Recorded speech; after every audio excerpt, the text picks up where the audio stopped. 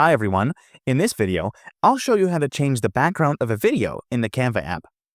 Start by opening the Canva app and creating a new design or opening an existing one. Upload your video by clicking on the Uploads tab and adding it to your canvas. Once your video is on the canvas, select it and click on Background Remover if you want to remove the existing background. After the background is removed, you can add a new one by going to the Elements tab and selecting a background image or color. Adjust the background to fit your video by resizing or repositioning it. You can also add filters or adjust the transparency to blend the background seamlessly with your video. Once you're happy with the result, preview your video to ensure everything looks perfect. And that's it!